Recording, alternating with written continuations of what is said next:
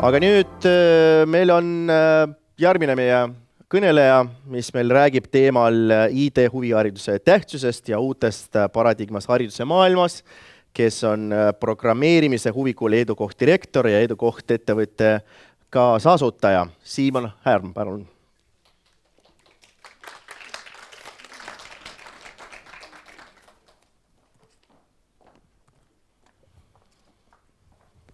Aitäh! Nii, tervist! Huviharidus, kui me räägime tavalist huviharidusest, siis IT ja tehnika ja loodus ei ole paraku kõige esimesele kohal. See muutub hästi aeglaselt ja selle tõttu ma tulin täna ja otsustasin, et ma räägin natukene, kuidas näeb välja IT huviharidus ja kuidas teeme seda meie. Ma natuke räägin lähemalt ka endast ja meie ettevõttest. Ja milline on tulevik, sest et nagu ma usun, te kõik olete märganud, viimase poole aastaga on tekkinud väga palju uusi tehnoloogilisi asju. Tehisintellekti, esmapulgas, eks ole. Koolides tekib väike summin ja samin. Kas seda võib lubada koolidesse? Kas sellega saab midagi teha? Hästi palju küsimusi tekib ja meie hariduse paradigma natukene liigub. Ja nüüd, kui maailm liigub väga kiiresti, siis küsimus on lihtsalt selles, kui kiiresti jõuab kool järgi, eks ole. Ja räägimegi siis natukene täna sellest. Ja üleüldisest see hea küsimus muideks on seal slaidis, on ju, eks ole, et mis on need meie piirid huvihariduses, sest et ma räägin ka nendest natukene täna.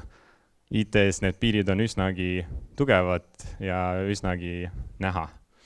Aga kes siis oleme meie? Edukoht. Me oleme põhimõtteliselt noorte juhitud programmeerimiskoolide võrgustik. Me asutasime ennast Narvas esimesena, siis me avasime Kohtla-Järvel, Tallinnas ja Tartus ja me oleme ka Ukrainas nüüd proovinud avada. Ja sõda kahjuks peatas avamise, kuid me oleme ikkagi Kiievis suutnud meeskonda hoida ja otsime võimalusi praegugi. Ja lähme ainult edasi ja edasi. Meie koolides me muidugi meie nii-öelda suur eelis siis on see, et meie mentorid on üldiselt kõik kas gümnasistid või tudengid. Ehk siis nende vanuse vahe õpilastega on nii üsnagi väike, et me saame rääkida igasugustest asjadest vabalt ja meil on vägagi selline usaldusõhkkond, kus siis noored õpivad meie käest ka sellistest asjadest nagu finantskirjalikkus ja ka üleüldine küberturve ja kõik sellised asjad, mis neid huvitavad ja kuidas nende eest siis kaitsta end ja oma vanemaid ja vanavanemaid, eks ole. Hetkel meil on olnud päris mitu erinevat kursust juba käinud, kus õpilased on siis kas äri-IT-tehnoloogiat teinud, mingid programmeerimisi. Nüüd Tartu avas ka Robloxi, mis on nagu hästi populaarne laste seas sõna, mida väga 40+ inimesed ei ole võib-olla kuulnudki. Aga jah, lapsed teevad Robloxi ja Robloxis on täiesti nende nii-öelda siis mängumaailm, 3D maailm, kus nad kõik mängivad koos ja teevad sinna mingisuguseid leveleid ja müüvad riideid ja mida iganes ja teevad juba alla 10-aastastena raha, et mis meie jaoks oli selline olevik, mida ei uskund, et tulebki. Ja natukene siis meist, miks mina üldse nagu arvan, et ma olen õige inimene rääkima sellest. Edukoht me avasime 3 aastat tagasi, täpselt 3 aastat tagasi. Meil on olnud üle 600 õpilase juba, kes on käinud meie kursustelt läbi. Meist on räägitud igal pool, meie kaasasutajad on võitnud 20 under 20 igasuguseid võistluseid, ärivõistluseid ja me oleme üldiselt väga huvitatud IT-st, IT-haridusest ja huviharidusest üleüldiselt. Oleme ka EHISes akrediteerinud oma kursuseid ja oleme täiesti EHISes akrediteeritud ametlik huvikool. Selles suhtes on kõik korras. Aga natukene ettevalmistamisest. Võtsin ette Statistikaameti kodulehe, et vaadata, kuidas on huviharidusega Eestis. Ja üllatust siin väga ei ole, eks ole. 50% on sport, 25% on muusika ja tantsud, eks ole. Ja siis sellest 20% on veel üldkultuur ja rahvuskoolid. Ja seal hästi lõpus natukene, 3% on tehnika ja 1,5% on loodus. Mida see meile pajatab tegelikult pajatab lihtsalt seda, et meie traditsioon kui selline huvihariduses ei olegi väga liikunud. Me olemegi jäänud, et traditsiooniliselt me oleme kõik väga tugevad sportlased ja muusikud, aga tehnika küll ta järgi tuleb, eks ole. Et seda me kindlasti ei taha ja siit meil oleks hea mõte edasi liikuda. Me näeme õnneks tegelikult, see statistika, eks ta ikka täieneb ka. Kahjuks enne 2015 aastat ei olnudki statistikat lihtsalt. Sellepärast ma panin selle kokku 2015. aastast üles ja näiteks tehnika kasvas 2,1% pealt 5% umbes, et see on päris suur kasv 6 aastaga ja mis juhtus 2022, 2023 me alles näeme, aga on näha, et natukene liigub ja natukene need kaalud muutuvad, mis on hea. Aga milline on praegune seis IT-maailmas? 3 üsnagi väga tugevat teemat on õhus alati. Kui me räägime lastevanematest, kui me räägime lastest, see on esimene küsimus, millal ma annan lapsele nutitelefoni kätte, eks ole. Siis sellega on väga lihtne. Kõigil lastel on juba nutitelefonid sündides käes, sellest me nagu kuidagi üle ega ümber ei saa. 3-aastased oskavad teha telefonis asju, mida suurema osa inimkonnast ei oska ilma erihariduseta teha, mis on täiesti nagu okei uues maailmas, sest et paarsada aastat tagasi juhtus niimoodi, et hakkasid või isegi 100 midagi aastast hakkasid noored tegema selliseid asju, näiteks autosid kokku võtma ja lahti panema, vastupidi, mida nende vanavanemad ilmselt ei oleks kunagi erihariduseta teinud, eks ole. Ehk siis maailm liigub edasi ja me liigume ajaga kaasas. Uus asi minu jaoks, ja mina olen 28 aastat vana, aga minu jaoks uus asi, noored ei teagi, mis asi on läpakas. Nad ei ole seda kunagi puutunud. Kogu töö on ära tehtud telefonis ja tabletis. See oli minu jaoks väga uus asi. Mina ei oska telefonis midagi teha. Ei taha ka. Nii, järgmine. Tehisintellekt. Väga suur teema. Just eile OpenAI, eks ole, praegu juhtiv tehisintellekti firma lasi välja oma ChatGPT 4. versiooni, GPT-4, mis on palju võimsam kui oli GPT-3, mida me enne kasutasime. Enne tema piir oli 3000 sõna ja tähemärki, eks ole, siis nüüd on 25 000. Ehk siis esseede pikkused kasvavad. Peate olema sellega nagu kursis. Ja täpselt, varsti saab juba bakatööd esitada sinna. Ja ta on väga kiire, väga võimas ja sinna juurde tulevad ka muidugi riskid, eks ole. Kas ta oskab fakte kontrollida, kas ta on päriselt ka selline kriitilise mõtlemisega olend, eks ole. Hetkel ei ole. Hetkel me IT-maailmas kutsume seda lihtsalt tööriistaks, kes oskab ära arvata järgmist sõna, aga me näeme, et natukene muutub ta palju rohkem selliseks, kes oskab ära arvata järgmist lauset, mis on nagu juba suurem samm edasi. Ja küberkaitse. Väga suur küsimus, eks ole, tehisintellekt jällegi on siin juures. Mis meil on? Meil on deepfake'id. Deepfake'id on väga võimsad. Tänapäeval on väga lihtne teha ükskõik mis deepfake ja ükskõik mis inimesega, kes on rääkinud rohkem kui pool tundi internetis. Tema häält tehakse järgi täiesti ideaalselt. Nägu pandakse liikuma ka üsna hästi ja siis kujutage ette, kui teil on olnud kuskil oma mingisugune video või kõne salvestus, käisite podcastis rääkimas ja nüüd teie häälega helistatakse teie vanaemale, emale, et mul on suured rahaprobleemid, aita mind. Eks ole, sellega me peame olema jällegi samamoodi kursis ja alati sellega tegelema. Ja kriitiline mõtlemine on tõusmas esikohale, eks ole, sest et kui varem kriitilist mõtlemist ja soft skill'e nii väga ikka taga ei aetud, siis nüüd me kuuleme üha enam ja enam, et soft skills on vajalikud, suur kogus infot on ju teabetulva, kõigest on vaja laveerida. Ja ma arvan, me tuleme selle juurde natukene hiljem tagasi, kui ma räägin OECD kompassist. IT-huvi, haridus ja selle tähtsus maailmas. Ja, nagu te nägite juba neid 3 tähtsat teemat on ju, eks ole, siis selleks ongi huviharidust IT-s tegelikult vaja, et siin võime tegelikult punkti panna, aga tegelikult jah, põhimõtteliselt point on selles, et meil on hästi palju müüte ja hästi palju selliseid eelarvamusi, millega me peame tegelema huvihariduses alati. Ja eriti, kui see huviharidus ei ole väga populaarne, näiteks nagu me räägimegi tehnikast ja loodusest. Kui see huviharidus on populaarne, näiteks nagu sport, siis kõik lapsevanad arvavad, et kõik nende lapsed on sportlikud ja saavad spordiga hakkama ja panevad nad sporti. Ja tõenäoliselt nad seal hakkama saavad on üsna kõrge. Aga lihtsalt sellepärast, et see võimalus, see kogus erinevaid sporte, mis eksisteerib huviharidusena, on nii suur, et sa leiad alati midagi, mis sulle sobib. Ja me teame, et Gardner, eks ole, oma 83. oma esimestes teadustöödes ja pärast 2006. ka täiendas, selgitas, et tegelikult kõikidel inimestel on sisse sündinud andekus põhimõtteliselt kõikidele erialadele. Küsimus on lihtsalt selles, mida me kultiveerime, eks ole, noorsootöötajad teavad seda väga hästi. Ja meie point siis on selles, et meie peame tekitama võimalusi, sest et nagu näete, 3% tehnika huviharidust on natukene liiga vähe. Selleks peab olema palju rohkem võimalusi käia programmeerimas, robotitega tegelemas, keskustes ja nii edasi, teadust peab ka arendama, kõike peab seda arendama ja selleks peab olema lihtsalt rohkem võimalusi.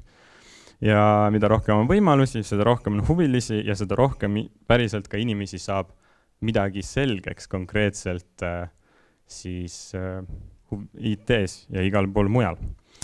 Ja selleks siis, et aru saada, siis me näeme, et on olemas ka mingid müüdid, eks ole, need samad 3 põhimüüti, mis liiguvad. Esimene on üldiselt ainult post-nõukogude aegsetes keskkondades levinud, aga ka näiteks on uuringuid tehtud USA-s ja igal pool, kus tekitatakse siis viga oma lapsele sellega, et arvatakse, et matemaatiline näiteks selline oskus on ainult kultiveeritud ühes suunas, eks ole, ja et kui ta oskabki ainult hästi matemaatikat, siis ta mitte midagi muud ei oska, eks ole. Et ta ongi see reaalsuuna inimene, reaalsuunaga mõtleja, eks ole. Ja reaalsus on tegelikult selles, et taaskord ei ole ka sellist jaotust inimesel on andekus igas suunas. Küsimus oli selles, mida me kultiveerime, kuidas me selle teadmise ette anname ja mida ta siis lapse east kõige rohkem nägi. Eks ole, kui me lapse east kõige rohkem selgitasime lapsele õunte peal, siis tõenäoliselt, et tema abstraktne mõtlemine, mis ei ole seotud konkreetselt graafikutega, on arenenud, ongi kõrgem ja ta ongi humanitaar, eks ole. Või meile nii võiks tunduda. Tegelikkus on lihtsalt selles, me selgitasime talle lapse east niimoodi ja tema aju kasvas niimoodi. Ehk siis, kui me ise lõpetame sellist jaotamist, siis me näeme rohkem inimesi, kes suudavad ise otsustada, mis nende jaoks töötab natukene paremini või halvemini. Sama on ka näiteks VARK-meetodiga. Ma usun, et kõik on tuttavad VARK-meetodiga, eks ole, et sa oled visuaalne õppija või siis auditoorne õppija, eks ole. On läbi viidud päris mitmeid uuringuid viimastel aastatel ja on leitud, et tegelikult siis pime uuringutes gruppide jaotamisel ei ole vahet absoluutselt. Kas kui inimene arvab, et ta on auditoorne ja anda talle ainult auditoorse õppimise võimalused või inimene arvab, et ta on auditoorne ja mitte anda talle auditoorse võimalusi, testi tulemus on täpselt sama protsendiliselt. Ainus erinevus tekib siis, kui inimene õpib mitmes erinevas stiilis korraga, sest siis tekivad seosed nii auditoorse kui visuaalse õppimisega ja kõige muuga, ehk siis see õppimine on täiuslik selles mõttes. Ja VARK-meetod iseenesest töötab lihtsalt ainult niimoodi, et me usume sellesse. Taaskord, me arvame, et õpilased õpivadki ainult ühes stiilis ja me ise surume neile seda stiili peale, nad harjuvad sellega ära ja nad õpivad sellega enda mõttes efektiivselt, kuid kui nad saavad aru, et ikkagi tegelikult kasutades nii graafikuid kui ka õpetaja sõnu kui ka õpikuid lugedes, me õpime palju rohkem ja palju kiiremini ja palju efektiivsemalt. Nii et VARK-meetodit tuleks kasutada, aga kooskõlas selle mõttega, et me kasutame kõiki 4 meetodit alati koos. Ja muidugi kõige suurem müüt naised IT-s. Protsent naisi IT-s, kui ma ei eksi, praegusel hetkel on Eestis parimal juhul 30, mis on vägagi kõrge protsent üle maailma.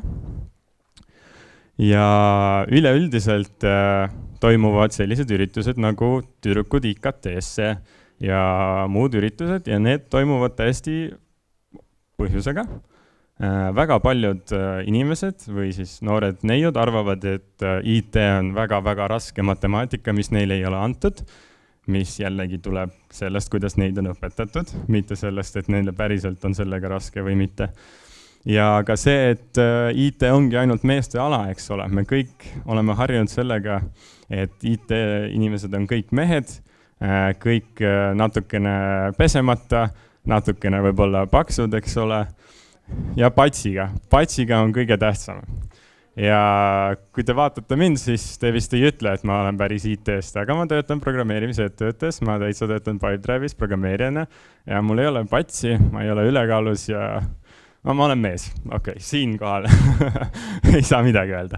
Aga jaa, meil on ka väga palju ägedaid naisi ettevõttes, kes teevad väga ägedat programmeerimistööd ja päris mitu uuringut on tegelikult välja toonud selle lihtsa fakti, et naiste kood tihtipeale on palju puhtam, palju efektiivsem ja palju loetavam, mis on väga tore, sest et mehed tavaliselt kirjutavad midagi valmis ja siis pärast kunagi refaktoreerin, pärast kunagi teen paremaks, kunagi ei tee keegi paremaks, keegi ei saa homme juba aru, mis seal kirjas on. Ja sellepärast meie näiteks tugevalt võitleme sellega. Meie pushime seda, et meie koolis oleks 50% vähemalt oleks tüdrukuid. Hetkeseisuga meil on umbes 40, mis on juba päris hea tulemus. Aga me otsime veel ja veel ja veel neid võimalusi. Ja sellised need nii-öelda müüdid ongi, eks ole, mis segavad tulla noortel IT-sse, mis segavad teha kõike. Ja minu jaoks väga suur avastus ja minu jaoks väga äge teema oli see, et OECD, eks ole, tuli välja sellise uue kompassiga, mis hetkel on ainult hariduskompassi näol. Varsti see tuleb ka õpilaskompassina välja, mis selgitab natukene siis, kuidas õppimine koolides ja huviharidustes üleüldiselt võiks toimuda. Ja selles hariduskompassil on 3 sellist siis põhisammast, millele nemad toetuvad ja millele on üles ehitatud nii-öelda kogu siis kirjeldus, kuidas võiks kool välja näha. Ja 3 põhisamma sisse kuulub siis andmete kirjaoskus. See tähendab seda, et kui te elate tänapäeval, ma usun, et pooltel teist vähemalt on nutikellad või mingisugused muud seadmed, mis loevad seda, mida te teete iga päev.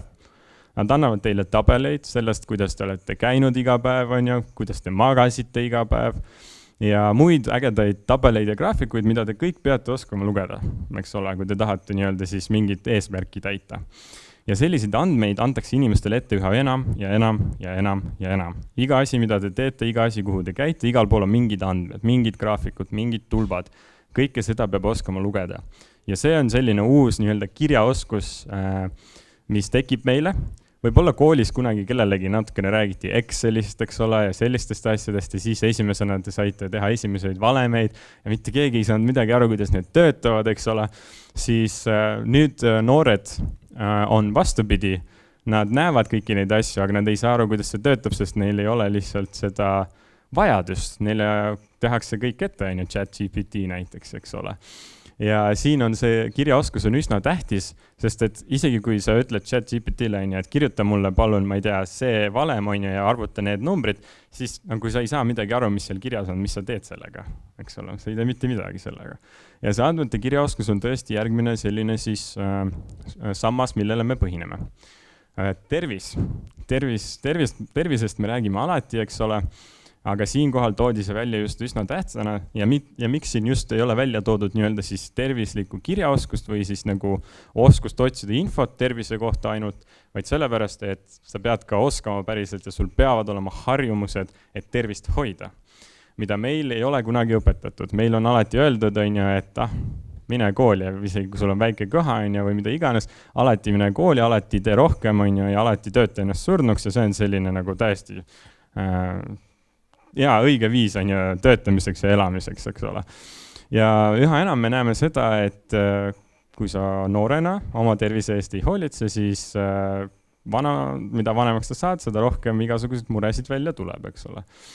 Ja siis kõik põlevad läbi, sest et tööd on nii palju vaja teha, et selles nii-öelda majanduses hakkama saada, eks ole. Ja siis kui kõik läbi põlevad, siis nad lähevad kõik maailmasse ennast otsima ja siis ei tee mitte keegi tööd, eks ole.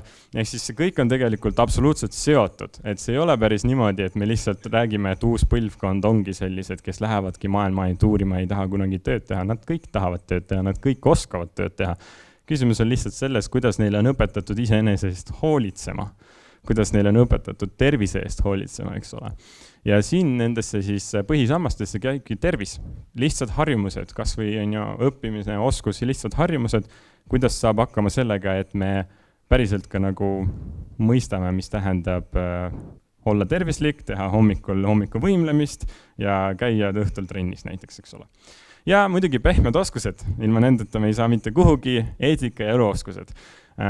Miks mulle OECD juures hästi meeldis on see, et nemad tood välja hästi tähtsale kohale, et pehmetesse oskustesse ei käi lihtsalt nii-öelda see kriitiline mõtlemine, vaid ka üleüldine eetiline pool, et me mõistame, mida me teeme, on eetiline või ei ole eetiline, eks ole. Väga koolis selle koha pealt, kirjanduses me vist rääkisime eetikast 1/2, ma rohkem ei tea ausalt öelda.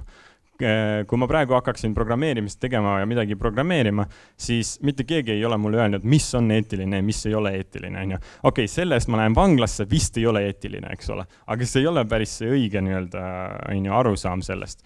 Ja põhilised eluoskused, mida rohkem me lähme ajas edasi, mida hullemaks muutub meie majanduslik seisukord, mida hullemaks muutub kliimaseisukord, seda tähtsamad on lihtsad raha lugemise oskused, lihtsad oskused, ma ei tea, maksudega hakkama saada, jällegi andmete kirjaoskus ja kõik need asjad, et me tuleme koolist välja ja me oleme valmis eluks, mitte me ei lähe veel ülikooli 4 aastaks mõtlema, mida me tahame elus teha, eks ole. Ja siis tuleme ülikoolist välja, siis ka ei tea ja ei oska elus hakkama saada. Et üsna palju noori ma olen näinud, kes tulevad ja ei saa väga hakkama. Ja üsna suur murekoht on haridusasutused. Ja see on OECD arvamus, see ei ole minu arvamus, aga ma olen nõus. Haridused ei jõua järgi majanduslikele muutulistele ja elulistele küsimustele. Viimase 10, 20, 30 aasta jooksul meil on kliimaseisukord üsnagi hullemaks läinud. Koolid väga seda teemat ei puuduta. Majanduslik olukord, tuhandetes protsentides intressid, eks selle inflatsioon täpsemalt. See, et me saime 60-ndates osta väga odavalt maja ja elada selles, ei ole enam ammugi unistus. Hüpoteegita sa ei saa isegi väikest korterit enam. Ja see kõik on selles, kui me läheme kooliprogrammi sisse, siis kooliprogramm valmistab meid ikkagi selleks, et me läheme vabrikusse tööle ja see kõik on tore ja lihtne ja midagi elus ei olegi muud, kui õpetaja teab kõige paremini ja tema on ainuõigus selle teadmisega ja siis kuula neid ja saad elus hakkama, et päris nii ta nagu ka ei tööta. Ja me näeme, et ikkagi, et meie siis matemaatikakursuste tipp on ja näiteks, kas on ikkagi see, et me õpime ja valmistume üheks eksamiks ja siis me oskame kõik logaritme kasutada ja siis mitte keegi elus neid kunagi ei kasuta, kui ta just ei ole insener, eks ole, ja siis õpib ülikoolis neid uuesti. Et mis ongi küsimus, et kuhu me siit edasi lähme, mis on meie siis tulevik. Ja muidugi kõige suurem dialemma on tehisintellekt, eks ole. Kas lubada või keelata? Et selle kohta on siis hästi palju praegu küsimusi. Kui me lubame, mis saab? Kas ta inimene õpib õppima, kui ta kasutab ainult tööriistu selleks, et oma asju ära teha? Kui me lubame, kas temast saab järsku väga oskuslik tööriistade kasutaja, aga kui neid tööriiste tulevikus ei ole, toome paralleeli kalkulaatorile ja peast arvutamisele, sul ei ole alati kalkulaator taskus.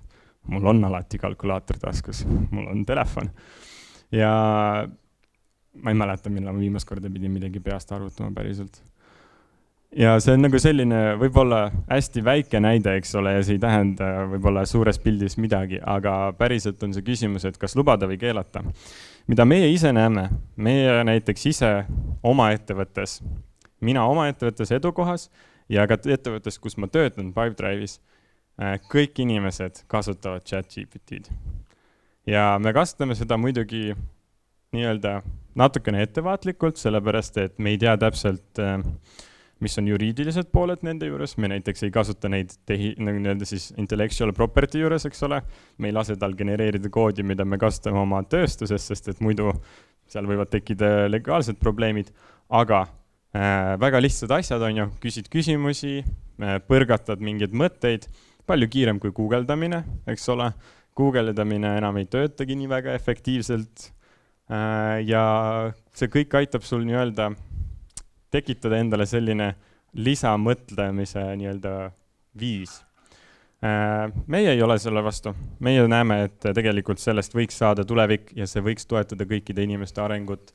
Ja ma arvan, et me võtame selle kasutusele ka ühes vähemalt meie kursuses, kus me õpetame päriselt kasutama seda tööriista õigesti ja efektiivselt, sest et inimesed on tulnud sinnamaani, et see tööriist eksisteerib, aga ma arvan, et 99% ei oska seda päriselt kasutada ja võib teha endale pigem haiget kui head. Siimno, palun vabandust, jah. Ja ma lõpetangi. Okay. See ongi viimane. Ma tegelikult tahtsingi öelda teile, et ma tegin teile väikse sissejuhatuse sellesse maailma ja te saate nüüd edasi mõelda ise, kuidas te selles maailmas edasi liigute. Huvihariduse poole pealt meie näeme, et IT-d ja loodust võiks olla rohkem ja me teeme kõik selleks, et see juhtuks. Aga samas me hoiame pulsil ka nii-öelda siis kätt pulsil maailma probleemidel. Aitäh teile ja kõik vist. Suur tänu sulle. Ja siin tegelikult üks küsimus, aga väga lühidalt. Oleks vaja sest tõlkida. Väga asjalik ettekanne, aitäh. Konkreetne küsimus, et millal ja kuidas saaks tellida seda koolitust Valga maakonda ja palju see võiks maksta ja kui pikk on järjekord? Aitäh. Väga konkreetsed küsimused, aitäh. Väga head konkreetsed küsimused. Ma arvan, et me jõuame selleks sügiseks selleni, ja, sest et meil on suvel natukene teised plaanid. Jah, absoluutselt. Küll te kõik kuulete sellest tõenäoliselt. Ja, suur tänu sulle, et ma arvan, et kas sul oleks aega veel jääda siia, sest ma arvan, et sulle on päris palju küsimusi. Ja et Siimon on meil siin meiega koos. Suur tänu sulle.